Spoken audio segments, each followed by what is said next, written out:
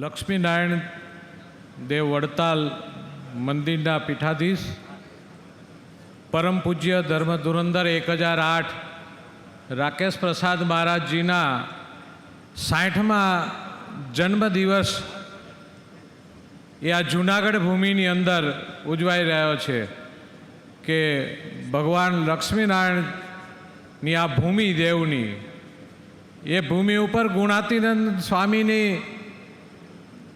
આ સત્સંગ ભૂમિની અંદર આ ઉજવાય છે ત્યારે સોરઠ પ્રદેશ વતી આચાર્યશ્રીને આપણે બધાય ભગવાન સિદ્ધનાથ મહાદેવ, સિદ્ધેશ્વર મહાદેવને પ્રાર્થના કરી કે એમના દ્વારા જે સમગ્ર દેશ અને દુનિયાની અંદર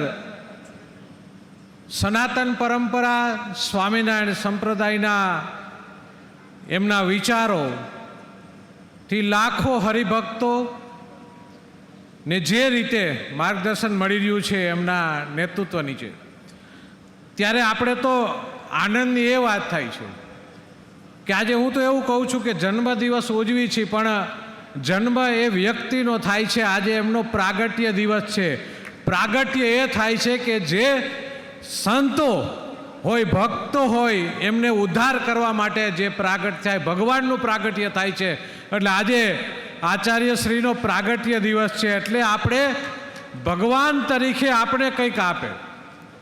આજે આપણે ગૌરવ લઈ શકીએ કે સંપ્રદાય દ્વારા છેવાડાના માનવીને કઈ રીતે મદદરૂપ થઈ શકાય.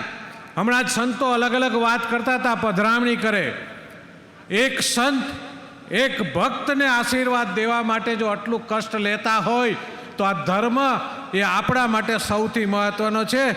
ત્યારે આચાર્યશ્રીએ જે રીતે કામ કરી રહ્યા છે આખા ક્ષેત્ર પ્રદેશની અંદર, આપણે ડિટેલમાં નહીં જઈએ કારણ કે એટલા બધા સંતો છે, પણ આ ભારત ભૂમિ એ સંતોની ભૂમિ છે, સનાતનની ભૂમિ છે. પણ વિદેશની અંદર પણ 200થી વધારે જે સત્સંગ સભાઓ, મંદિરો અલગ અલગ વિદેશની અંદર થાય છે, ત્યારે ભારતની સંસ્કૃતિ આ વિદેશની અંદર પણ આપણા પરિવારની અંદર જીવિત રાખવાનું જો કોઈ કામ કરતો હોય તો એ રાકેશ પ્રસાદજી, આચાર્યજી કરી રહ્યા છે. આપણે આટલો શ્રમ લઈ અને ધર્મની ધજા જીવિત રાખવા માટે, આ સનાતનની ધજા જીવિત રાખવા માટેનું કામ આ સંતો કર્યા છે. આપણે તો સદભાગી છીએ આપણે કે આવા સંતો મળ્યા છે. ને આજે તો આ ભૂમિ એ ગુણાતીનંદ સ્વામીની ભૂમિ છે, ત્યારે આટલા બધા સંતો સમગ્ર દેશ અને ગુજરાતમાંથી આ ભૂમિ ઉપર પધાર્યા છે અને મહારાજશ્રીનો જન્મ દિવસ અહીંયા ઉજવાય છે. એનામાંથી મોટું સદભાગ્ય કંઈ હોઈ ના શકે.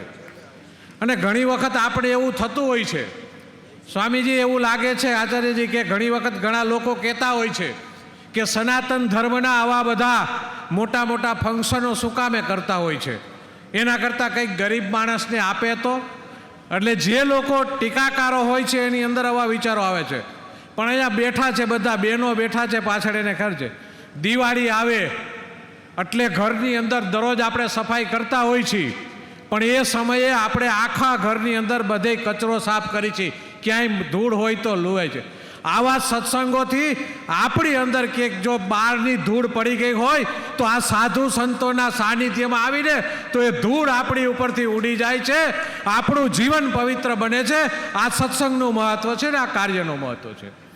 એટલે આજના દિવસે અમને તો આનંદ છે આ વિસ્તારના એક સેવક તરીકે કે આચાર્યશ્રીનો જન્મદિવસ આ ભૂમિની અંદર ઉજવાય છે. એનાથી મોટું સદભાગ્ય કંઈ હોઈ ન શકે. તો આજના દિવસે આપણે કંઈક સંતોના જીવનમાંથી, સાચી વસ્તુ એ થશે આચાર્યજીનો જન્મદિવસ એ માટે ઉજવાશે કે એમના જીવનમાંથી, આ સંતોના જીવનમાંથી એક વસ્તુ આપણા જીવનની અંદર ઉતારી અને સાચો જન્મદિવસ એ જ સાર્થક થશે એવી સૌને અભ્યર્થના. જય સ્વામિનારાયણ.